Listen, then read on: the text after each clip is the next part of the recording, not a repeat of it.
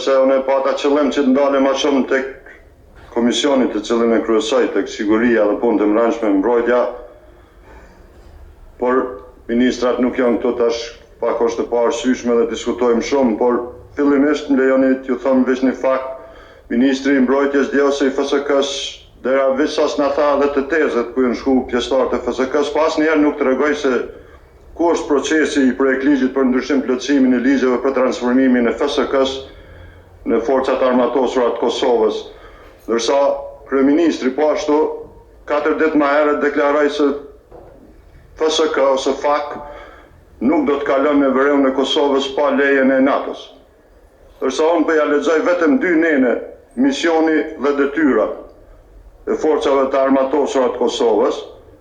Forcat armatosura të Kosovës janë forcë kombëtare, ushtarake të Republikës së Kosovës dhe mund të dërgojnë pjesëtarët e saj jashtë vendit në përputhje të plot me përgjegjësitë e saj.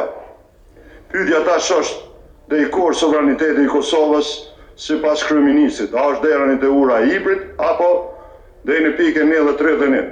Në pikën 2 10 shkruan, forcat armatosura të Kosovës mbrojnë sovranitetin, integritetin territorial të qytetarëve, pronën dhe interesat e Republikës së Kosovës, si dhe kontribojnë në ndërtimin dhe ruajtjen e paqes dhe stabilitetit në rajon dhe me gjerë. Pra dhe njerë, e njëjta pyetje mund të jetë për kryeministrin. A jeti me implementu ligjet në Kosovë, apo duhet me marrë leje dikun tjetër? Natyrisht se forcat armatosura të Kosovës janë të qytetarëve të Kosovës pa dallim etnie, por si detyrë primare e kanë ruajtjen dhe garantimin e sovranitetit të Kosovës, që nën kupton Kosova një dhe e pandam.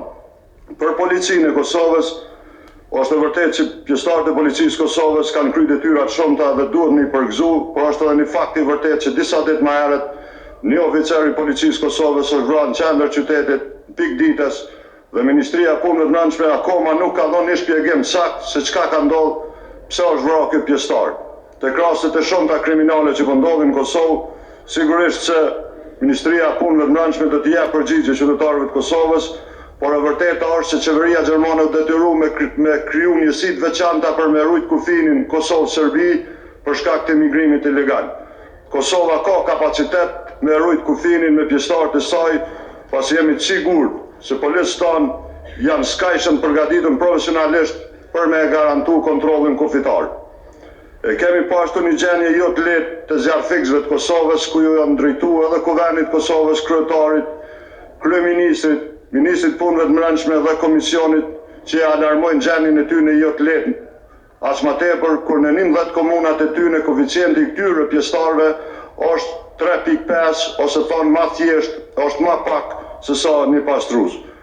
Uniformat e tyre prej vitit 2004 nuk janë në rrugë. Gjendja e tyre është e mjerueshme, komunat nuk ndajnë buxhet për këto njësi dhe neve si qytetarë të Kosovës që dim fare mirë, sidomos në sezonën e verës, sidomos në rajonin perëndimor të Kosovës kur djegën pyet, ta njerëz nuk janë të gatshëm i kryjë detyrën, prandaj është gjendje e rëndë dhe natyrisht kërkoj edhe nga institucionet përgjegjëse që si urgjentisht t'i marrin masat për ta.